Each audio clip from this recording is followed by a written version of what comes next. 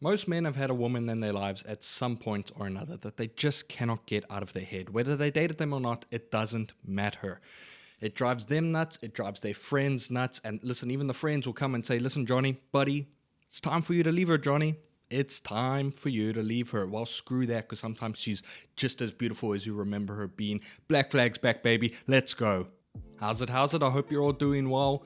Today, we're going to be talking about Assassin's Creed Black Flag Resynced. Love the name, by the way, using Resynced instead of just remake or remaster, as it was announced a bit over a week ago as I'm recording this. And I'm going to be honest, I am super excited, and I'm sure if you've clicked on this video, you are super excited as well. There's been lots of positive discourse online, which is fantastic to see for a Ubisoft title, considering how much hate the company usually gets. Is it a bit naive? Time will tell, but in the meantime, I'm going to enjoy the hype while remaining with a little bit of skepticism, just, because it's Ubisoft, which is what brings me to today's video, because I've seen so much positive discourse, positive talking, and I don't want to take that away. This is not what this video is going to be about. I'm not going to drag Black Flag through the mud. I love it. I'm excited for it. But what I am going to do is try to just reel in expectations, because I don't want to set the bar up here for Ubisoft to deliver a game over here and then people treat it as if it's a game down here. So how do we do this? Well, firstly, I want to go over some points that I've been seeing online, some of the positive points and some of the more controversial points, things that we could talk about, say that maybe these are concerns for the game. Are we being too hyped? Is it actually going to be the all-encompassing experience we're all expecting? Which, to be honest, we can probably all say no right away. But the fact is, I don't want to dismiss these negative points online, but I also don't want to add fuel to them, so we're going to treat this lightly. First, let us talk about some of the positives out of this Black Flag remake, and that is definitely going to be the graphics and the quality of life improvements. Guys, this game looks stunning. If you say it doesn't, might be a hater, I don't know, might be blind, but even Stevie Wonder can see that this game looks absolutely gorgeous. I mean, just look at these images that I'm putting up right now. It is stunning. The lighting, it's gonna be so good. And this isn't to say the original Black Flag wasn't good looking. I mean, for the time, it was pretty incredible. And even today, I played it within the last few years, still holds up pretty well.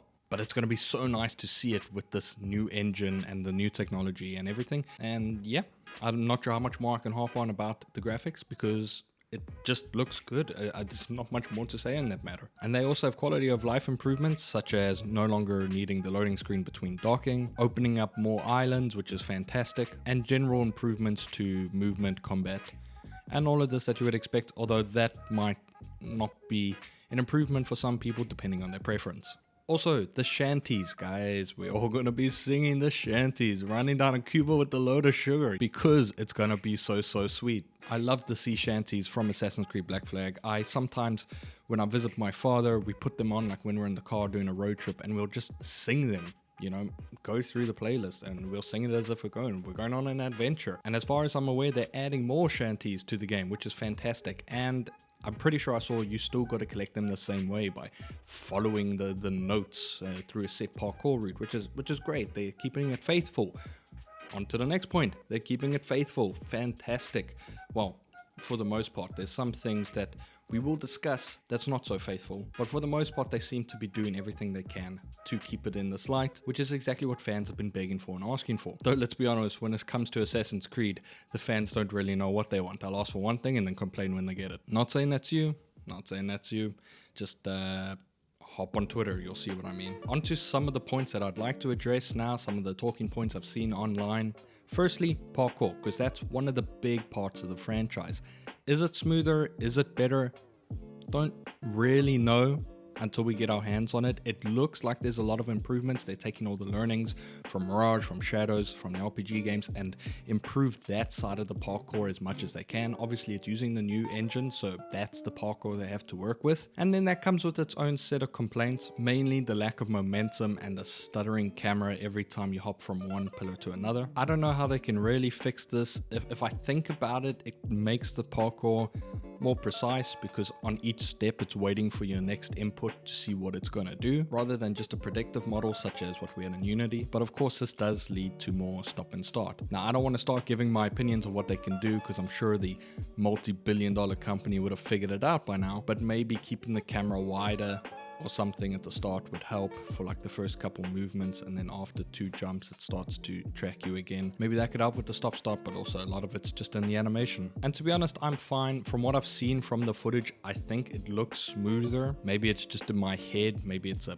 placebo of sorts. But to me, the parkour actually looks pretty good. And I think for Black Flag, this is the perfect kind of parkour system. You don't really have that 1, 2, or 3 major cities with lots of rooftops and things to run through. Of course, you have the 3 big cities and lots of rooftops and parkour sets to do. But what I'm getting at is not like a scale of Unity or Syndicate where it's like, you know, that kind of big city. You're still doing most of your traversal on foot, and you also have your ship. So I think in terms of Ubisoft's first big real open world game that Black Flag was, this actually works very well, and it might find a nice blend, because the problem is with games such as Valhalla or Shadows, you had these massive open worlds, then you get to the cities and they're not that impressive. Like Shadows, the areas that you could utilize this parkour system were not great, at least in my experience. And this point of smoothness probably extends to the assassinations. In old Assassin's Creed games, assassinations were very smooth, very quick. You could walk by, even double assassinations. Whereas now, you want to do a double assassination, it changes the camera angle. Not sure why, probably because it's changing the animation and they don't want you to see that weird cut, but it's not as smooth, and this is something to keep in mind. These are the limitations of the current engine.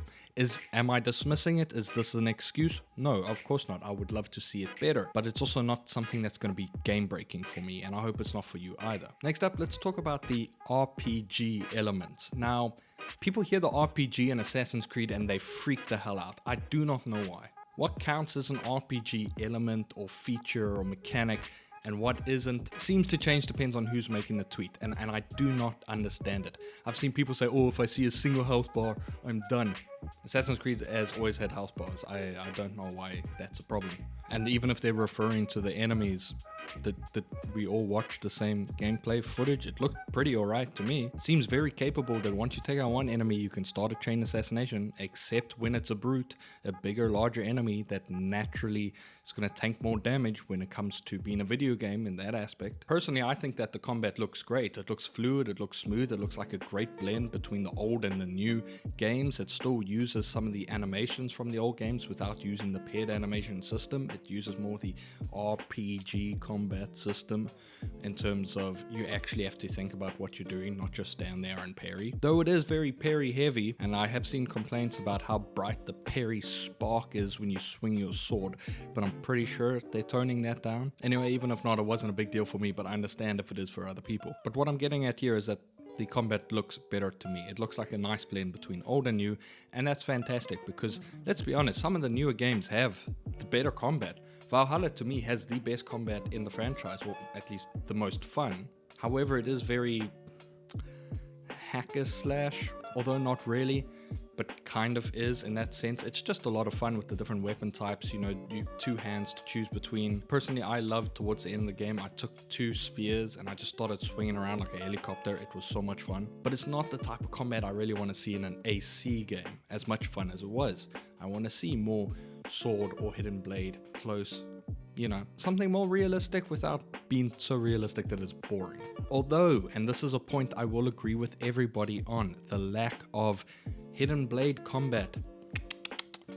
What happened there? What happened to Faithful? Why was that not something that we thought to include? Though I'm probably being harsh there. They probably did think to include it, they just didn't. But moving on from combat, moreover on the RPG elements, I've seen things such as gear stats. Oh, if there's gear stats, I'm not playing. I'm pretty sure there was gear stats in Black Flag and the other old AC games. It was like a 1 to 5 rating system. Was it 1 to 5? I hope it was 1 to 5, otherwise I look like an idiot right now.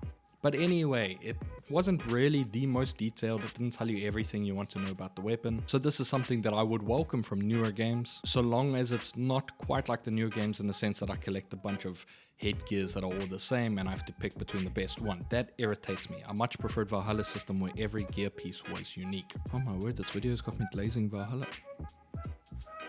I am curious with the armor if they're going to add a bunch of microtransactions to try and sell you packs and different gears and the futuristic stuff. I really hope not. I really don't think they will, but it is Ubisoft. And all I would say is if they do end up doing this, don't let it take away from the experience of the game for you. Just boot it up and enjoy it the way you remembered. In fact, don't even interact with it. If you don't spend any money in their store, the better. It discourages this sort of behavior in future. But anyway, moving on to the last point I want to talk about. And this one, I don't know why it had me so riled up when I wrote it down, but I've seen a lot of people talking about the new characters, the new ship crew that you can recruit after going through a story. Specifically when it comes to the woman, I forgot her name, my bad, sorry. But so many people have just been calling it woke, and they've been like, oh, here goes Ubisoft throwing this woke rubbish into the game again. How could they? Guys, what the hell are we talking about? Did we play the original game? Did we not have Kid? Did we not have Anne Bonny? I mean, women were encouraged in Assassin's Creed throughout the entire franchise. So I don't see how all of a sudden it's woke. I mean, throughout all of Assassin's Creed, think about all the strong women that there are depicted. Now, there's only a couple of them that were main playable characters. 3, 4 if we go Liberation. Am I missing any others? I don't think so, unless we start doing Chronicles and all. Forget it. What I'm trying to say is that it's the same story as last time. So if you found the story woke last time, here's your binky. But what they are doing is they're adding additional content for free. They don't have to do it. Well, for free. You're still paying for the game. But additionally, they're adding more content to the game, more stories, and this is something we should just enjoy. And if it is game breaking that there's another black character or there's another woman, seek help.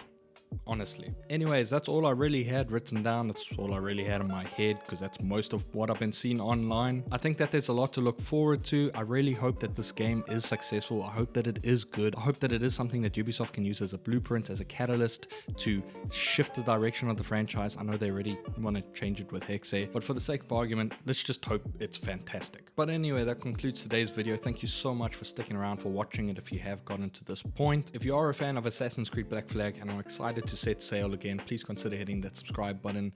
Most importantly, I'd love to hear your thoughts in the comments. What are you most excited for? What are your concerns? Was there any concerns that I didn't go over in this video that you think should be addressed? Leave that down there 100%. And just remember, this is not a video of me trying to hate on Assassin's Creed Black Flag. I just want to reel in expectations a little bit while still letting the excitement flag fly way high. Lastly, let the winds be kind and enjoy life's voyage. Thank you so much.